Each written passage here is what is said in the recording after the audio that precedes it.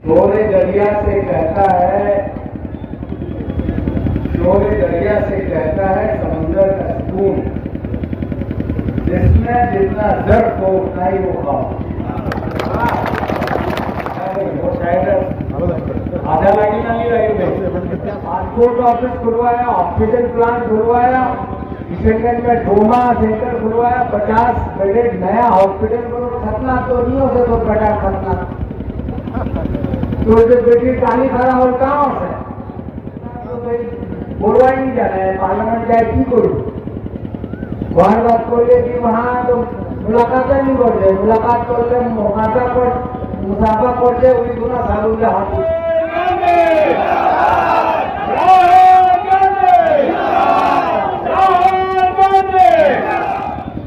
शोरे दरिया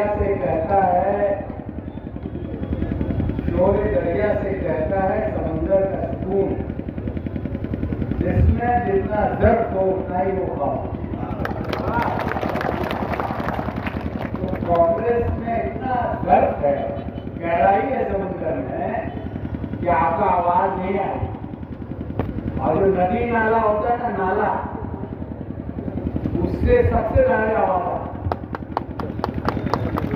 और वही हम लोग सुन के भर गया। क्या भाई वो शायद आधा लागी ना नहीं रही। तो आज इमरान साहब आ रहे हमारे राज्यसभा के मेंबर और मशहूर शायर, उनकी बात सुनेंगे और मैं भी अपनी 2-4 बातें रखना चाहता हूँ। कई सालों से आपने मुझे एमएलए बनाया, पहले मरतबा मौका मिला आपने एमपी भी बनाया और हमसे जितना काम हो सका हमने आपके लिए किया और करते आए। और आज भी आप जैसे जो लोग किशनगंज के बाकी इलाकों में जाते हैं और खास करके पूर्णिया में 2 विधानसभा जो हमारा लगा हुआ है, अगर वहां जाएंगे तो कुटिया बाकी जगहों से अभी भी 20 साल आगे। और हमारी कोशिश है कि वो इलाका भी हाथ से कदम मिला के आगे बढ़े। और इसीलिए हमने जब से आपने जिताया तब से पूरे बिहार के सभी 400 सांसद में सबसे ज्यादा सवाल 229 हमारा रहा। 52 या 52 से ज्यादा बार हमने आपकी समस्याओं का जिक्र किया। 3 तलाक, 370 कश्मीर के मामले में, यूएपीए के खिलाफ हर इंपॉर्टेंट मुद्दे में कांग्रेस ने हमको बोलने का मौका दिया और जोर से हमने आपकी आवाज उठाई। देखो आजकल तो मोबाइलों की जैसे सुपर बात हुई। और वही नहीं, हमने अपने जिला और पूर्णिया जिला हेडक्वार्टर में पासपोर्ट ऑफिस खुलवाया, ऑक्सीजन प्लांट खुलवाया, किशनगंज में ट्रोमा सेंटर खुलवाया, 50 बेडेड नया हॉस्पिटल बनवाया, रेलवे किशनगंज में नई ट्रेनें खुलवाई, एक वंदे भारत जो जलपाईगुड़ी किशनगंज होते हुए पटना और पटना से वापस दूसरी दिन और भी कई ट्रेनें खुलवाई। ठाकुरगंज में लगभग 30 करोड़ से कुछ कम का पैसा दिलवाया। गलगलिया से अररिया नया लाइन 2100 करोड़ के लगभग लागत से काम शुरू करवा के अभी काम खत्म होने को है। इसके अलावा एक नया नेशनल हाईवे जो अररिया से बहादुरगंज गलगलिया होते हुए बंगाल को जाती है, ठाकुरगंज और पवाखाली वगैरह होते हुए, वो लगभग 31 करोड़ का वो करवाया। हर मुद्दे पे हमने बात रखी। पहले तो बोलता था कि काम नहीं करता है, तो हमारे लोगों ने जो काम किया वो डाल दिया फेसबुक पे। उसके बाद फिर काम का चर्चा नहीं करते। फिर बाद में चर्चा करने लगे, भाई तो खतना तो नहीं हो सकता, तो बेटा खतना तो बेटी काली खड़ा और कहाँ से। तो अब जानते हैं आप लोग, आप ही लोग अपने रिश्तेदारों के पास नहीं जा सकते हैं। यहाँ तो 30 लाख की आबादी, 18 लाख से ज्यादा वोटर है और 30 लाख की आबादी, तो सबका एक मुखिया का जाना मुमकिन नहीं है। एक दिन मुखिया बैठे हुए की मुखिया दबाव साहब और कोई मुख छतर नाचे ठोके दे कि कहाँ हो तुम और बेटी गाली भरा, तो भड़क पड़े, अरे ये मुखिया हो तो आग लाती जो बात, यहाँ एमपी हो तुम दे जा तुम पकड़। तो कहने का मतलब ये है कि लोगों को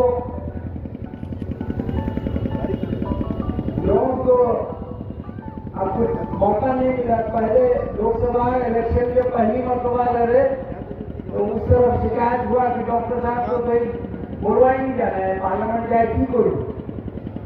वहां बात बोले कि वहां तो मुलाकात नहीं कर जाए, मुलाकात करते मुसाफा करते उन्हीं गुना सालों के हाथ उठे। तो इस तरह का पूरा प्रचार करके आपके डॉक्टर जावेद साहब को बदनाम करने की कोशिश की, लेकिन उसके बावजूद भी किशनगंज के लोगों ने समझदारी करी और उसका नतीजा ये हुआ कि पूरा बिहार एक तरफ और किशनगंज लोकसभा अकेले एक तरफ। जो कांग्रेस और महागठबंधन का कैंडिडेट था, राहुल जी का सिपाही था, उसको आपने चुना। अब फिर से मौका आया है। मैं आप लोगों से गुजारिश करना चाहता हूं कि ये इलेक्शन कोई आम इलेक्शन नहीं है। आपने सुना होगा बीजेपी के नेताओं से, आपने सुना होगा बीजेपी के एमपी से लगातार ये कह रहे हैं कि इस बार अगर हुकूमत हुई तो बाबा राव अम्बेडकर का संविधान बदल देंगे। आप जानते हैं उसका मतलब क्या है? कि हम फिर गुलामी के दौर में चले जाएंगे और ये मनुवादी गरीब दलित मुसलमान और बाकी अल्पसंख्यक को अपना गुलाम बना के यहाँ पे रखते।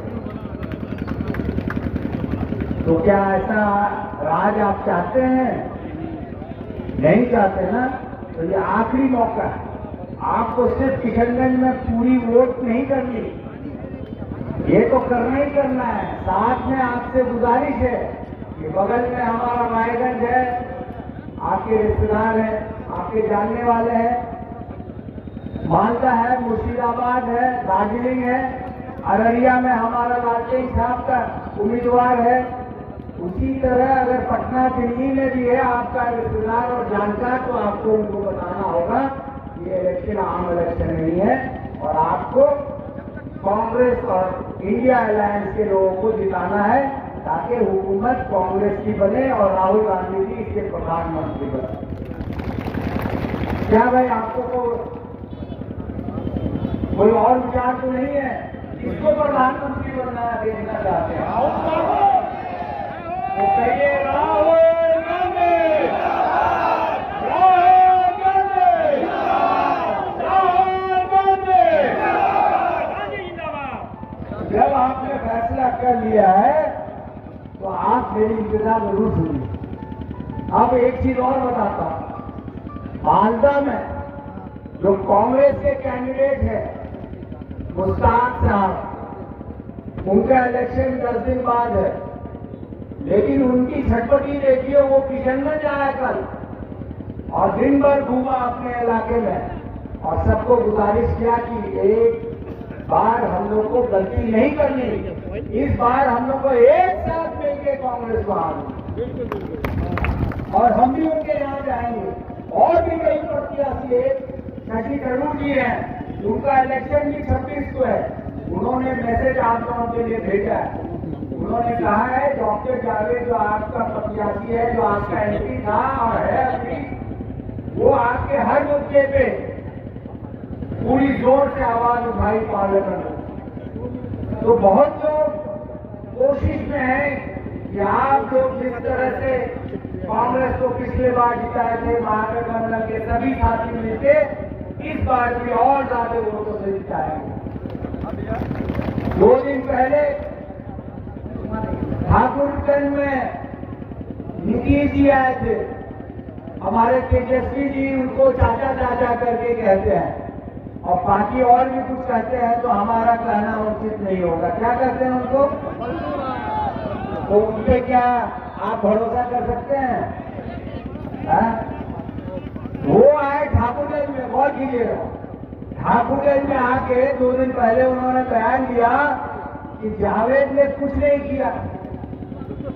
वो हेलीकॉप्टर से जब उतरे होंगे तो उनको नेशनल हाईवे 3100 करोड़ का नया बना हुआ दिखा, और 1 किलोमीटर के अंदर 2100 करोड़ का नया रेलवे लाइन दिखा, और फिर भी बेशर्मी से कहते हैं कि कोई काम नहीं किया। सबसे ज्यादा पीएमजीएसवाई का पूरे बिहार में कहीं पे काम हुआ तो आपके लोकसभा में हुआ। 1188 किलोमीटर सड़क बना और 237 पुल बना। बहुत सा पुल अभी भी बाकी है, मोहगर वाला अभी भी बाकी है, जिसके लिए हम लोग परेशान हैं और कोशिश किए जा रहे हैं। बारी बारी इंशाल्लाह उसकी भी बारी आएगी। लेकिन सबसे ज्यादा काम अगर किसी भी एमपी ने किया, कई गुना ज्यादा किया, यहाँ तक के उस विभाग का जो मंत्री है उससे कम से कम 6 गुना रोड और 8-10 गुना पुल होंगे। ये कैसे हुआ? लोग कहते घूमते नहीं, अरे घूमू नहीं तो वो कहना पता चल रहे कि हटा रोड चाहिए या हटा पुल चाहिए। घूमू लोग वहां से चिट्ठी मांगने, लोग पूरा चिट्ठी नहीं मिलते तो हमारा लिखना कोशिश किए तब हम लोग को मिला। और अगर 1200 किलोमीटर अगर हमको मिला तो कम से कम 5-6 हजार किलोमीटर तो जरूर मांगे होंगे। ये तो बदला तो तोहके नहीं देते थे। उसी तरह पुल अगर 237 बना तो हमने 1000-1200 किलोमीटर जरूर मांगा होगा, जिसमें मोहगर कटिंग की है, उसमें 237 पुल मिला। तो उनकी बात सुन के बड़ा अफसोस हुआ। लेकिन उनके बारे में एक चीज और बता देना चाहता हूं। आप जानते हैं पिछले 5 सालों में मैं लगातार सबसे ज्यादा एक मुद्दा जो उठाया हूं वो एएमयू का मुद्दा। वो इसलिए क्योंकि मैं समझता हूं कि अगर हमारे बच्चों को तालीम का मौका मिलेगा तो हमारे घर में भी आगे साइंटिस्ट बनेगा, डॉक्टर इंजीनियर बन रहा है और डॉक्टर इंजीनियर बनेगा। मैं बार बार उनसे गुजारिश किया कि माननीय मुख्यमंत्री महोदय सर, आप क्यों नहीं हमारे को मदद करते, क्यों नहीं आपके तरफ से भी मांग हो कि एएमयू की राशि मिल जाए। लेकिन उन्होंने कोई पहल नहीं। हमारी कोशिश से ये हुआ कि फाइनेंस मिनिस्ट्री से एजुकेशन मिनिस्ट्री से माइनॉरिटी मिनिस्ट्री में पैसा भेज दिया गया। आखिर में जब पैसा मिलने वाला था तो आपको याद होगा आरएसएस के लोगों ने एएमयू की जो जमीन दी थी उस पे केस कर दिया। एनजीटी का केस है, और जब तक एनजीटी का केस नहीं हटेगा तब तक उस चिट्ठी में लिखा है कि आपका पैसा तब तक नहीं दिया जा सकता जब तक एनजीटी का केस नहीं हटेगा।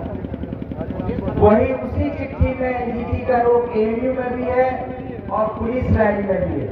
आपको ताजुब होगा कि पुलिस लाइन में आज बिल्डिंग बन रही है, लेकिन एनजीटी की वजह से हमारे एएमयू का पैसा नहीं आ पा रहा।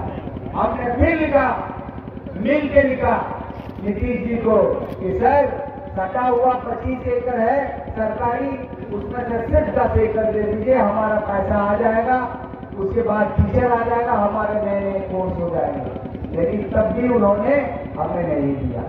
ये भेदभाव है हमारे इलाके से। और वोट मांगने आ रहे हैं, हम अपना नाम लेते हैं लेकिन अपने जो गठबंधन जैसे हम लोग रखे हैं ना यहाँ पे आरजेडी है, आरजेडी के नेता है, सीपीएम के नेता है। कल मुकेश सहनी जी आए थे परसों, जो वीआईपी माला, सन ऑफ माला के नाम से हम लोग जानते हैं, मशहूर है, वो भी आए थे हमारी पैरवी के लिए, गठबंधन की पैरवी के लिए। तो किस तरह आप आ रहे हैं? आप अपने गठबंधन का नाम नहीं देते, बीजेपी का नाम नहीं देते, तो बीजेपी के जो वोटर है, नेता है, आपको क्यों मदद करें? अगर हम ही आरजेडी का नाम नहीं देते या नेता हमारे नहीं करते तो आरजेडी के लोग हमें तो वोट नहीं देते। यहाँ तक के मोदी जी आए, किशनगंज का नाम नहीं लिया। क्या है ये आंख में चोरी? ये सोचना होगा कि आपको फिर गुमराह कर रहे हैं। और इससे आगे पूरे बिहार में नहीं, पूरे हिंदुस्तान में हर जगह दो आदमी का टक्कर है। एक है यूपीए का इंडिया गठबंधन और एक है एनडीए गठबंधन। लेकिन सिर्फ किशनगंज एक ऐसी जगह है जहां आप लोग वोट को एक तोहफा मानते हैं। चल मैं यहाँ चलो, यहाँ पर बीटा वोट दे दी, चल मैं यहाँ पर शराब कर रहा, यहाँ पर इतना वोट दे दी। तो इस तरह बंटवारा करने से हमारी वोट की अहमियत कम है। ये मैं आपको इत्तला करना चाहता हूँ। एक हैदराबाद से आया साहब हमारे बारे में कहते हैं कि डॉक्टर साहब तो पार्लियामेंट जाता ही नहीं। अरे भाई, पार्लियामेंट अगर हम नहीं जाते तो इतना सवाल कैसे करते? इतने डिबेट्स में, इतने भाषण में हम कैसे साथ देते? आप 72 बार गए हैं, 100 बार गए, हम 96 बार गए। सिर्फ 4 दिन नहीं गए क्योंकि हमारे यहाँ बाढ़ वगैरह हो गया था तो हमको यहाँ आना पड़ता। बाढ़ के वक्त में हम आए क्योंकि यहाँ आना ज्यादा जरूरी था, ना तो पार्लियामेंट में रहना। और अपना 72 बार वो हमको कहता है कि आप नहीं आते हैं। तो ये दोनों लोग झूठ पे अपनी राजनीति करते हैं। इसीलिए हम इनका नाम जिक्र लेना भी अपने आप को मुनासिब नहीं समझते। बाढ़ में 30 साल कबल जो बाढ़ हुई, 176 गांव का हमने नाम भेजा और लगभग 80 से 85% गांव में काम हुआ। कहीं पे अच्छा हुआ, कहीं पे उतना अच्छा नहीं हो पाया, लेकिन काम करवाया। तो ये सब कुछ बातें हैं जो मैं समझता हूं कि आप लोग को विचार करना चाहिए। इस बार अगर हुकूमत आपने बना दी तो कांग्रेस का वादा है, सबसे पहले जो 30 लाख सरकारी महकमों में वैकेंसीज है, नौकरियां खाली है, नौकरियां जो भरी नहीं गई हैं, राहुल जी का वादा है कि 6 महीने के अंदर उस पर इम्तिहान देके युवाओं को 30 लाख नौकरी दें। और उसके साथ नए नए नौकरी का भी कोशिश करेंगे कि साल में और भी उसके अलावा नौकरियां हो। इसके अलावा जितने भी हमारे यहाँ शिक्षित पढ़े लिखे युवा हैं, बच्चियां हैं, उनको साल भर के ट्रेनिंग दी जाए और उस ट्रेनिंग के दौरान भी उनको 1 लाख रुपया साल में दिया जाए। किसानों के लिए आपको मैं याद दिलाना चाहता हूं, 2000 से कबल सोनिया गांधी जी ने वादा किया था कि अगर सरकार आप बना देंगे तो कर्ज माफ कर दिया जाएगा किसानों का। और आपका कर्ज 78,000 करोड़ उस जमाने में माफ किया था या नहीं किया? आज फिर से उनका वादा है कि जितना किसान का कर्ज है वो माफी होगा। जितना आपका सरकारी रेट है धान का लगभग 2200 रुपया, लेकिन जब हमारे धान होते तो हमारा 1600-1700 टका बिचवा होता है, बिचवा होते नहीं बिचवा होते बाबा जी, 500-600 टका हमारा नुकसान होता है। तो कांग्रेस का वादा है कि जो सरकारी रेट का धान हो, मकई हो, पटुआ हो, जितनी भी खेती हम करते हैं उसका सरकारी मूल्य से खरीदा जाएगा। जो हमारा बीज है, खाद है, इस पे जीएसटी नहीं लगेगा, जिसके वजह से हमारा जो बीज और खाद है उसका सस्ता हो।